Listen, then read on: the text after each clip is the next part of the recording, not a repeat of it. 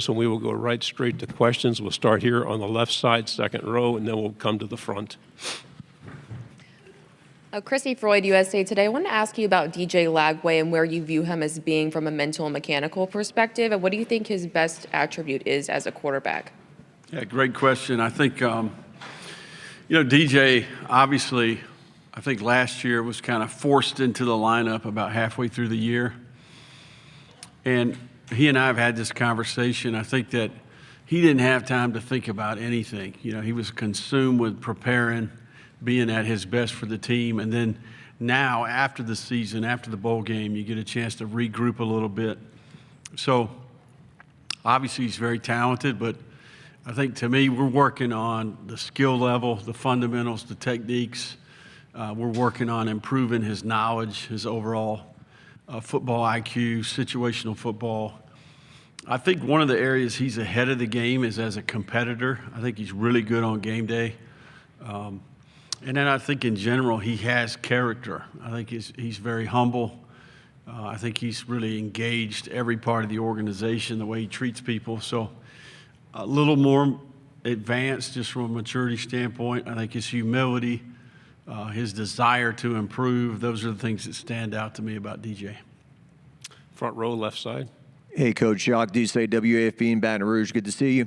What did the LSU win mean to you guys last year in terms of just kind of changing the momentum, and now you're on this winning streak? And if I could, a second question, Jack Pyburn, what is LSU getting in him? Yeah. Look, I think the LSU win came in a pivotal moment. We had kind of limped into Austin there, beat up, played without DJ and a number of defensive players that day. Didn't get the result that we wanted, but we felt like we were back healthy. We had a lot of those guys back for the LSU game. We felt like we played pretty good against Kentucky, Georgia, and now we got the bullets back in the gun and playing at home. So I thought it was absolutely a huge step in the right direction, and I think it just increased the confidence level of the team. And obviously able to win again the next week against Ole Miss. So I just think it increased the belief level of, our guys and what we do and how we do it. I think when your process starts working for the players, when they see the growth as a person, when they see the progress and achievement as a student, when they're getting better as football players, and it's not only working for them as individuals, it's working for the whole team, playing well on the offense, defense, and in the kicking game. I think there's a compound effect to that. And I think the LSU game really was a pivotal moment for our team. Left side, third row. Dan Peck, ESPN 106.7 in Auburn. Coach, when you evaluate players in the transfer portal, deciding whether or not they'd be a good fit, is there anything in particular you're looking for, any methods you lean on? Coach Freeze yesterday referenced using personality tests on prospective players. And any sort of methods that you rely on when you're deciding whether or not a player would be a good fit? Yeah, I think the portal is becoming a little bit easier for us, I think, because we have relationships with a lot of the players. We've evaluated them in the past. We have relationships with them from the past. I do think that we lean on our players in that situation. We try to get the player to campus. We use our veteran players as hosts, and we ask them for input, feedback about are they a good fit. I think that nowadays it's more important than ever to protect, kind of the locker room to some degree, the relationship. So you can screw that up in a hurry if you bring the wrong person into that. So we're hopeful that we are less dependent on the portal going forward. I think maybe we took 5 or 6 this year. That number's going down for us, but we're always going to use it. I think you're always going to have players that you're going to have attrition. You're going to have guys declare for the draft. You're going to have some injuries, and maybe it doesn't work out for some guys. So we lean on our players, and I think that's worked for us. We've been very successful with our portal acquisitions. They've not only been productive on the field, but I think they've also brought an extra dimension to our team from a leadership standpoint. Right side, second row, and then pass it forward. Alex Byington on 3. You mentioned earlier, and both your players, Jake and Caleb, mentioned that DJ kind of has a different personality on game day versus the rest of the week. Can you elaborate on that? Just, what do you see when he turns the switch on game day? Yeah, I think he's got a really unique ability to eliminate the external. I think he can be present. I think he's consumed with playing winning football and doing what he needs to do to help the team win. Just a little different look in his eye. And I think that late in the week, Thursday, Friday, Saturday, the guys played a lot of football. I think he played in the state of Texas. I think it was a big deal in his community to be the quarterback, to lead the team. And he really took his high school team to unprecedented success and was a leader, was kind of the catalyst for that. So this is just the next stop for him. But I think that's one of the best attributes about him is he's a great game day competitor. And I think the team feeds off of that. Right side, front row. Chessa Boucher with NBC 33 in Baton Rouge. You talked about the LSU win a little bit earlier, but what did you see from DJ going in? What wasn't one of his best performances, but he did it on one leg, just the grittiness that you saw from him. Yeah, I think really a unique challenge for a guy who one of his strengths is his ability to escape, to extend. Oftentimes we'll have some quarterback design runs in the game if he's healthy. So we're asking him to play a little bit different brand of football. But I think he felt like this was an opportunity for him to prove himself and throw from the pocket. I think his stature helped him in the game. I think he was tough to bring down even within the pocket. So, look, the guy is up for the challenge. That's why he came to the University of Florida. And I think, the big thing here is the team around him. I think that they all stepped up and played some of their best football as well. Left side, front row, and we'll finish with 2 on the third. Another Louisiana question, if I could, Coach. I'm just curious your thoughts on your replacement with the Cajuns, Desimo. They had a nice bounce-back season last year, and I just want to know if you kind of watch them from afar, even though you're very busy in Gainesville. Yeah, no, I was extremely proud of Mike and the staff and the team, the administration, that community as a whole. And you knew in the transition, they lost a lot of really good players, but you knew they would reboot and evaluate, recruit, and get that thing right back where it needs to be. So, yeah, and look, if they don't have injuries at quarterback, they may be winning again, So Mike is a phenomenal leader. He's got a great heart, cares about young people. And he has a different level of passion and care for that institution and that community because he's one of them, right? And I think that's what separates what's happening there. So he'll continue to have success. He's got a great administration and he's got a great group of coaches around him. On the end. Coach, Steve Spurrier Jr. joined the staff as an analyst this offseason. Just the thoughts behind that move and also any interactions or stories with Coach Spurrier Sr., who obviously has a huge legacy at the University of Florida. Yeah, no, Steve's been a great addition to the staff. Steve's an accomplished coach. He has great experience in the SEC and the NFL. He's coached some great players. And I think he's got a good understanding of the DNA of the University of Florida. And obviously, Coach Spurrier has been around. It's all, what an incredible resource for the head ball coach to be able to greet recruits and speak to the recruits on the official visit, to get a phone call from him on Sunday morning with some wisdom and insight and some comments on the game. That's one of the things that makes our place special is there's been some of the all-time greats, right? The most iconic coaches in all of sport have been at the University of Florida. A guy that played, coached. So he cares deeply for the place. He wants the place and the football program to have success. So it's always great to have him around. Final question on the aisle. Good afternoon, Coach. AP Stedham of AP as we see it. Coach, what do you want to bring forward from last year that your team did well, and then the additions for this year?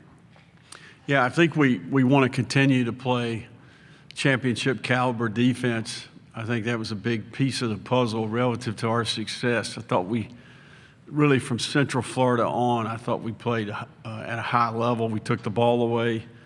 We created havoc, TFLs and sacks, and then I thought we played really good red zone defense. Special teams was an area where we were really, really good last year. We were number 2 in about 3 different composite rankings nationally.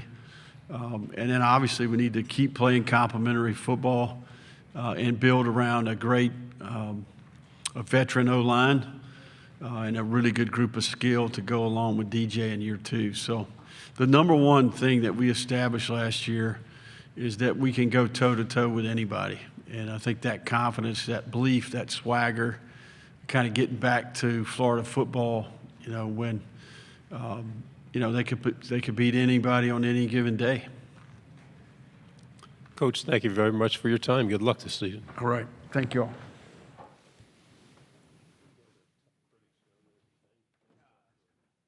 Us off here in the afternoon. He will go straight to questions. First of all, can you tell us what kind of offseason you've had heading into this moment here? It's been a great offseason. I'm just getting better with my teammates. I'm just developing my game in all types of ways. So it's been great. What's the coaching message for this year? Spot the ball. We have any questions on the side? Right side, second row. Alex Byington on 3. I know DJ's was limited this summer, but just what have you seen from him and his progress and development, and just how's he looking right now after kind of mostly sitting out this spring and summer? DJ's, he's a great player. DJ, he's developing every day as well, getting his body together. He's doing everything that he can to be able to be out there and help us win the team, be productive. Stay on the right side, front row. Hey, Caleb, this is Zach Sweet, Columbia, Missourian. I don't know if you're keeping tabs on Chris McClellan and what he did last year at Mizzou after transferring. You played alongside him in 2023. I just want to know, what is he like off the field, and what is your relationship with him still to this day, and what can Mizzou fans expect from him? Chris is a great player. He has a high motor. I wouldn't say we talk, but we're not like the closest. But we was really cool when he was here. We get along very well. But you guys should be expecting a really high motor player and a great player. We'll go to the left side on the back row. Dan Peck, ESPN 106.7 in Auburn. Just describe playing for Coach Napier, and what you tell folks about him, and any sort of growth or development you've seen at a coach in your time at Florida. Yeah, no, coach. He's a great coach. He's one of the greatest coaches I've ever been with. When I was at Louisville, I didn't have much film, but when I transferred, he believed in me, and I really appreciate that. And he put me in the best spot to be able to be productive, and I'm here now at SEC Media Day. So, yeah, he's a great guy. We'll go on the aisle here, fourth row. Hey, Caleb, Kyle Wood, Athlon Sports. You opted to come back for the season. I'm just curious if you could share a little bit more about your reason behind that, and if there's anything that you saw from DJ Lagway that inspired your decision to return. Yeah, it wasn't just DJ Lagway. It was the whole entire team. I wanted to come back and play with my guys. I wanted to be the first male in my family to graduate, first generation to graduate. I feel like that was very important, and just come back to get a national championship, and of course, have a higher draft stock for the NFL in the future. So, yeah. Left side, third row. Yeah, Tyler Shaw with KBTX in College Station. You talked about your decision coming back, but part of that, what kind of gives you optimism about this year's squad, this year's Florida Gators, that it's going to be better than last year? We work hard every day. I watch those guys work every single day. I watch how hard they work. I watch how much work they put in and day out. The extra time that they put in. And it's the little things too as well. So I feel like it's going to be a really great year for us. We'll go on the right side, second row. Was there a time last year that, whether it was before he got put in as a starter, but that you knew DJ was going to be everything he was billed to be? Yeah, I used to watch his film in high school, man. He's a dude. Just like the little things that he do, like to critique his game, I think he's a great player. And I once he went in, we didn't have no type of doubt that he would be able to take over and be able to help us win that game. Yeah, I watch him practice. I'm in the backfield all the time, practice with him. So I watch him. I watch how he be in practice. He's a good guy. He's a good player. You talked about improving your draft stock. What do you think you have to work on the most? My run game. I think my run game will be the biggest thing for me this year. My pass rush, honestly everything. My pad level, I think I can get improved in everything. There's always room for improvement, so just got to keep going. We'll go back here on the aisle on the fourth row. If you could raise your hand higher next time, please. Obviously, the team ended on a high note on that winning streak. How do you kind of carry that momentum from last season into a new year, and how do you also avoid the slower start that you all had in 2024? You know, honestly, I think it's a mindset thing. I think if we have the right mindset going into the season this year, and we have a great fall camp, we'll be able to go out and be successful this year. Back on the right side. You talk about your appreciation for Billy, or Coach Napier. What's it like as a player to kind of hear and see the headlines or the speculation about your coach's job status? Obviously, he's got to deal with it, but what's it like internally among the team? We all believe in Coach Napier. We know he's a great guy. We know he's a great coach, and we believe in everything that he's done for us. He puts us in a great position every single day with everything that we do. So, we love him. We'll go on the left side, back row. Florida's a program that has its share of rivalry games: LSU, Tennessee, Georgia, Florida State. Do you have a particularly favorite game, to play, a game you look forward to on the schedule? I'm looking forward to every single game. Honestly, I don't have anyone picked out. I'm ready to play ball. On the aisle, please. What do you remember from the Texas A&M game last year, and then how much you're looking forward to going on the road this time to Kyle Field? That was a great game. We had our times. They shot at us, we shot at them. But I feel like this upcoming season, if we just be more disciplined with certain things as a defense, we can have a great year and a great game against them. Right side. Harrison Reno, UJ Sports. Caleb, what do you remember from last year's game against Georgia, and what is the team's mindset going into this year? As before Lagway went down, it looked like y'all were going to take it to him. Yeah. That was a great game. Georgia was a good game. We almost had them. I feel like we almost had them, but honestly, we just got to get them next time. There's really nothing else to say about that. We'll see them. We'll see them soon. So we just got to play our best game we can play. We'll go in the back. A lot's been made of how difficult it is to go into the swamp as an opposing team. What's it like playing in front of that crowd as part of the Gators? Oh no, it's crazy. It's probably the craziest environment I've ever played in. I love our fans. I love the Florida Gators. I feel like the swamp is just like the best place to play at night and in the daytime. They bring it anytime, so it's amazing. Front row, please. Jacques Doucet, WAFB in Baton Rouge. What role did the LSU game play in your late resurgence last year? What did that win mean for you guys moving forward? It was a really big win for us. We wanted to be able to prove to everybody that we can be the top team, and they kind of thought we couldn't. So we had to prove to ourselves and everybody else that we can do it. Simple as that. What does it feel like when you're winning and the third quarter is over and they play the song? How does that feel? It's amazing. I look up every single time. I look in the sky. I just thank God that we're in the position that we're in. If we're winning or losing, that I'm just here, in a beautiful place around amazing people. So it's amazing. Do you sing along with it or not? I do all the time. All the time. Front row. Tell us about Jack Pyburn. What kind of guy is LSU getting in him? He looks like a superhero or something. Yeah, no, Jack Piper, he's a dude, man. He's one of my closest friends while he was at Florida.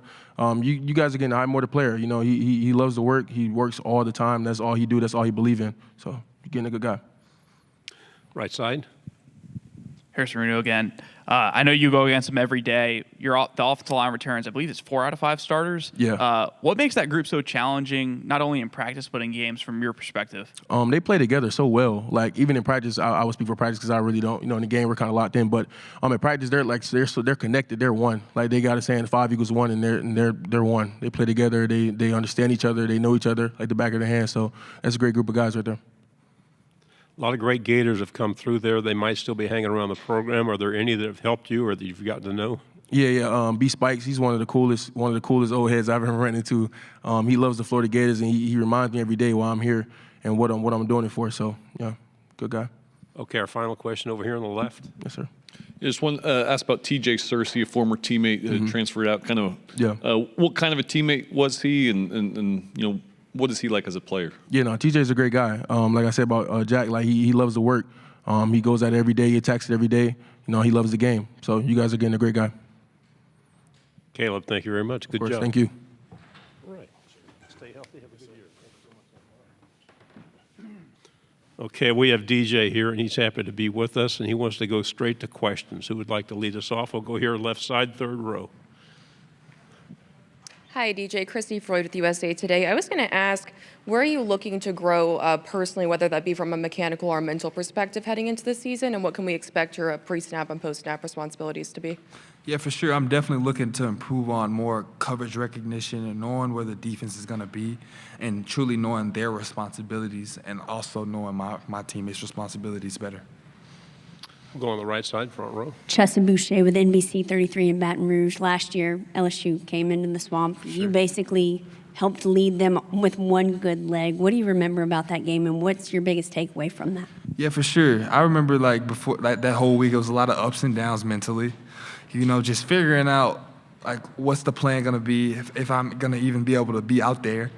But once we hit Thursday, okay, all right, it's time to lock in. We got to go get this W. It doesn't really matter. Playing against a great LSU team. They were really good last year. And I'm excited to go to Death Valley this year, and it's gonna be fun. So yeah. Left side, fourth row. Dan Peck, ESPN 106.7 in Auburn. DJ, what were the most challenging things about getting on the getting on the field in the SEC as early in your career as you did? And what were some things that maybe didn't shock you all that much about playing in the league? I would say the most challenging thing was really just, time management. Going from being in high school and then going to SEC big-time college football, it's a big difference, especially where I'm from in a little town, Willis, Texas. It's definitely a big difference. But, once I kind of got adjusted to that and adjusted to knowing the offense and, knowing where my people were at, and now that's why I'm excited for this year, because I know where my people are at. Now I can know where the defense is at and get better at that. So, yeah.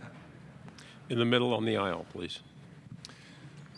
Tyler Shaw with KBTX in College Station. DJ, what do you remember about that Texas A&M game? I know it was very early in your career last year. Then how much are you looking forward to this year, kind of coming back home and playing at Kyle Field?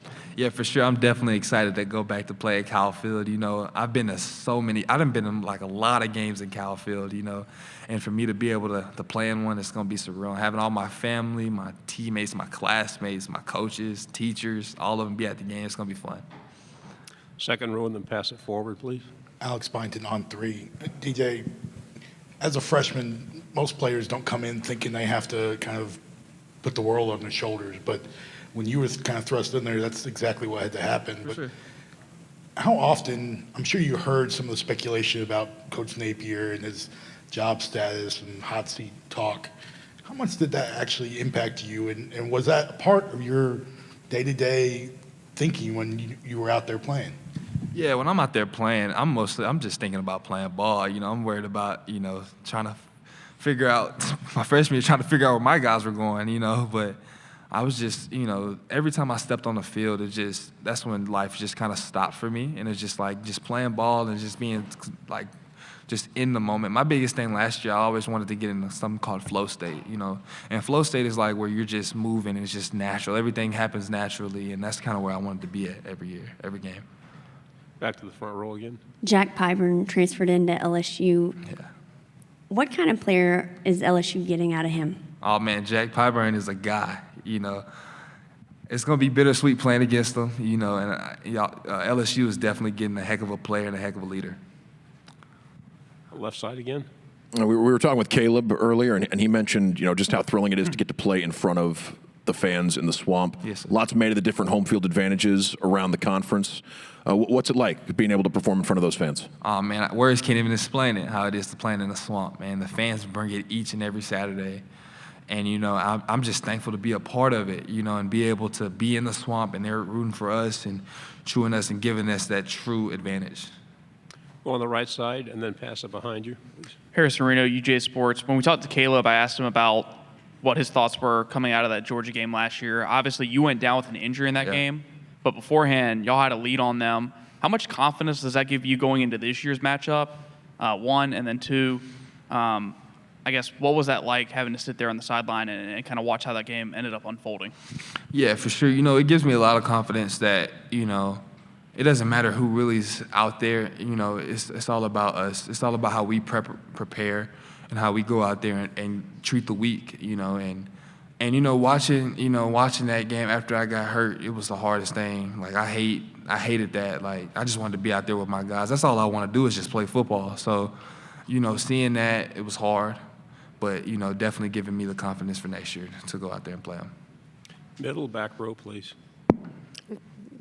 Donna Conrad, 15 ABC and Bryan College Station. DJ, you got a chance to play against the Aggies last year at home. What stands out to you about A&M's defense? Yeah, what stands out to me about A&M's defense is just their interior pressure. They had a lot of good defensive linemen, and they had a lot of good corners too. They had a really good safety. Really, all around defense was really good. And they got a good linebacker, Torian York. I played against him in high school. He got the better of me. Yes, but I'm excited to get out there and play against him again this year. But yeah, it's a great all around defense. On the right, in the back, and then pass it to your left.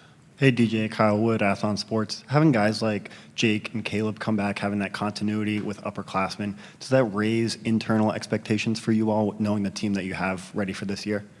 I'd say not expectations, we're not really worried about that. We're just worried about one day at a time and just loving on each other, getting better, and that's really what it's about, and the brotherhood that we've built and the camaraderie that we have is just amazing, and I'm excited just to showcase it to the world. Middle, fifth row. How will Jaden Ball play a role in y'all's offense this season? Oh, man, Jaden Ball is a huge part of our offense. I'm excited for him. He's been working his tail off this offseason, and, he's gonna definitely help us a lot this year. Left side, and then pass it over. DJ, aside from something like leadership, what do you think your best attribute is as a quarterback, and do you have anybody that you model yourself after at all? I'll say my best leader as a quarterback is, my best attribute as a quarterback is really just, I'd say just as people would say, I guess, aura, confidence, and just the way I portray myself on game day. Like, my teammates always joke around about, like they say that I'm a totally different person on game day, and that kind of oozes out of me, and it's just great to be able to be that for my guys, On the aisle, please. Yeah, DJ, when you look around the conference at some of the other quarterbacks that are playing right now, how would you just evaluate the level of play at the quarterback position in the SEC right now? Man, there's a lot of good quarterbacks in the SEC right now, and I'm it's just great to see, to be able to compete against some of them and to watch them, further their careers and stuff like that down the road. I'm excited for them. I'm always praying for them. Right side, third row. Trevor Denton, Way 31. How do you manage the pressure of being the starting quarterback at the University of Florida, especially after the way you played last season, entering this one as the starter? Yeah, for sure. I always say pressure is a privilege, and once you have pressure, that means people are counting on you to do big things. So I'm always excited when people say pressure, and that's why I just love game day atmosphere, because it feels like all eyes are on you and you got to put on a show, so that's what I'm excited for, yeah. Two to finish on the second row and then on the fifth row.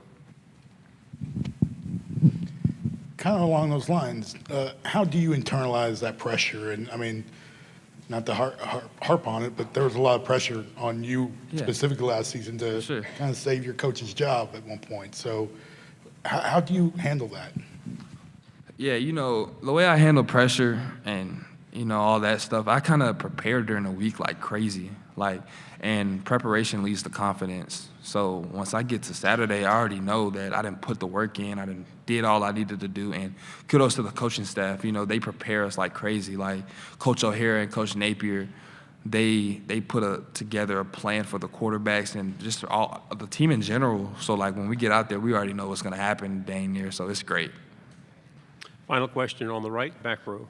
Micah Farmer, Eagle Eye TV. DJ, you've been very outward about your faith in your entire time in your recruiting and your time at Florida. How do you think that helps you as a leader, especially through ups and downs of a typical football season? Yeah, I definitely say faith is a huge part of my life, and having God as the foundation has been wonderful, because it's, like you said, it's a lot of ups and a lot of downs on the football field, even in life. But having that foundation to keep me strong is beneficial. DJ, thank you very much. Thank y'all. Go Gators. Good job. Stay healthy.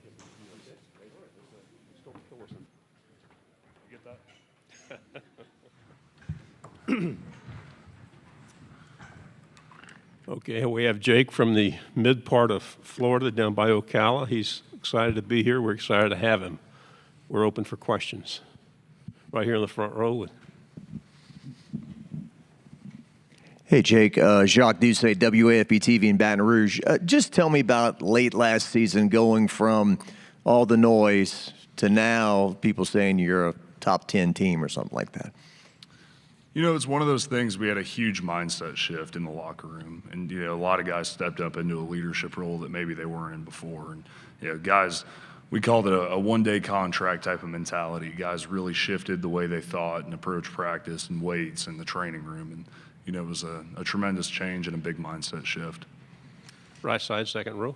Alex Byington on 3. DJ was just in here talking about how the teammates joke with him about his different personality on game day versus. Can you kind of delve into that? What is he talking about when you see the off the field versus when he steps on the green? Yes, sir. So DJ, he's awesome, right? Like, he's just a hanging out type of guy. He goes in, he's about his business. He works his tail off. He treats everything like it's it's the last thing he's ever going to do. But then on game day, man, he's got a different type of swag to him. Like, he's getting everybody fired up, and you don't see that from Sunday through Friday, just Saturday. And I think that it was the first game he was going to start, and he gave us a little pregame talk that I don't think we can put on camera, but he got us all pretty fired up. Front row.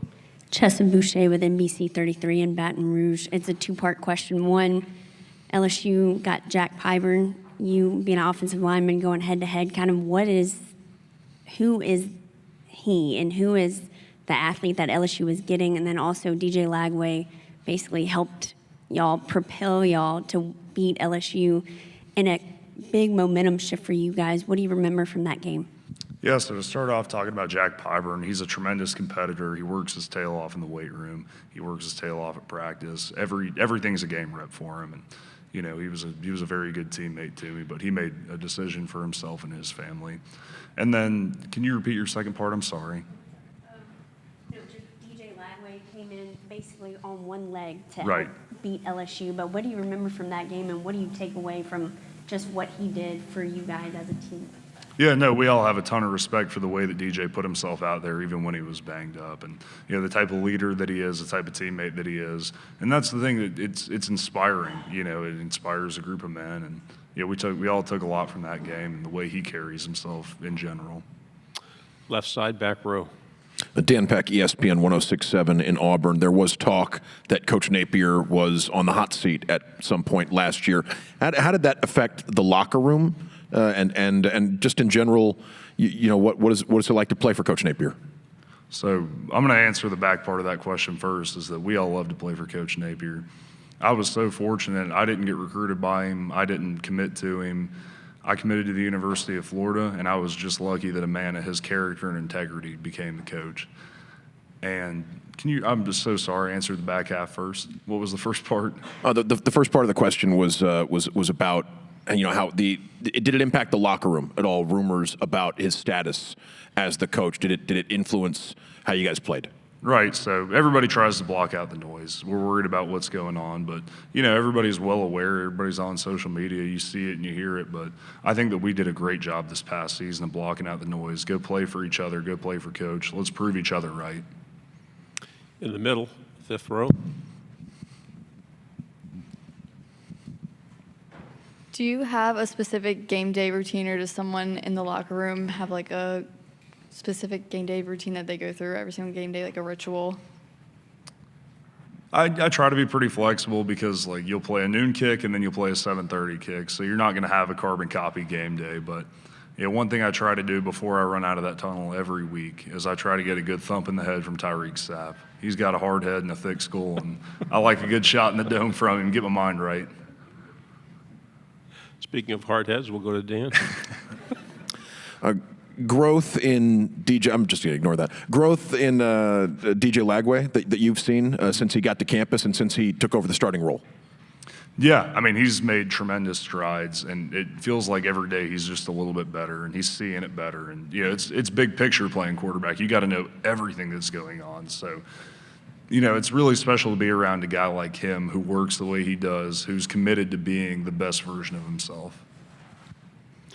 Right side, and then pass it over, please. You mentioned blocking out the noise, the hot seat discussion, but how much was it an actual conversation among the players that we need to do this, whether it's for ourselves or for coach, to keep him around? I mean, you know, in my experience, I don't know if, you know, we were looking at each other like, hey, it's on us to keep coach around, but I think everybody was aware that there was a lot of noise about it, and I think that everybody felt a sense of urgency, like, hey, man, you know, we got to go out there and perform.